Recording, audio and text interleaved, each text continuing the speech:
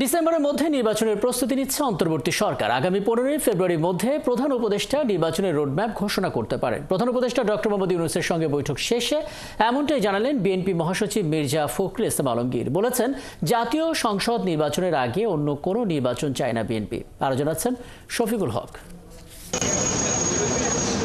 দেশের চলমান অস্থিরতা আর এমন পরিস্থিতিতে নির্বাচনের প্রয়োজনীয়তা নিয়ে দলের অবস্থান জানাতে প্রধান উপদেষ্টা ডক্টর মোহাম্মদ ইউনূসের সঙ্গে বৈঠকে বিএনপির প্রতিনিধি দল। সন্ধ্যা 6টায় রাষ্ট্রীয় অতিথি ভবন যমুনায় প্রধান উপদেষ্টার সঙ্গে হওয়া এই বৈঠকে মির্জা ফখরুল ইসলাম আলমগীর ছাড়াও অংশ নেন স্থায়ী কমিটির সদস্য সালাউদ্দিন আহমেদ এবং অবসরপ্রাপ্ত মেজর হাফিজউদ্দিন আহমেদ। 1.5 ঘন্টা ধরে চলা এই বৈঠকে দেশের চলমান পরিস্থিতি ও অস্থিরতা ছাড়াও নির্বাচনের রোডম্যাপ নিয়ে আলোচনা হয়। পরে বৈঠকের বিস্তারিত তুলে ধরেন বিএনপি মহাসচিব।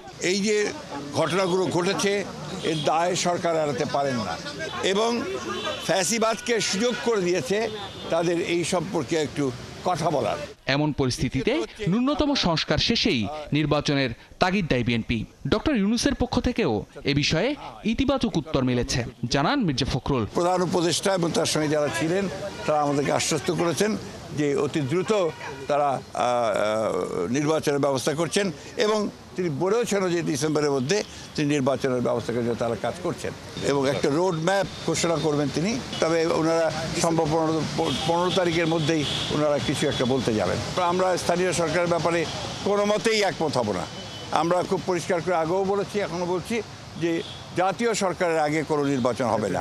বৈঠকে অপারেশন ডেভিল হান্ট প্রসঙ্গেও নিজেদের অবস্থান তুলে ধরে বিএনপি। এই অভিযানে নিরপরাধ কোনো ব্যক্তি যাতে হেনস্থার শিকার না হয় সে বিষয়ে প্রধান উপদেষ্টাকে জানানো হয়েছে। আমরা অতীতেও অনেক অভিযান দেখেছি, সেই ধরনের কোনো পুনরাবৃত্তি যেন না হয়, অর্থাৎ কোনো ইনোসেন্ট মানুষ যারা আপনার যেন না হয় এবং এটা নিয়ে আবার যেন কোনো রকমের সমস্যা তৈরি করা না হয়। শফিকুল হক, 71, ঢাকা।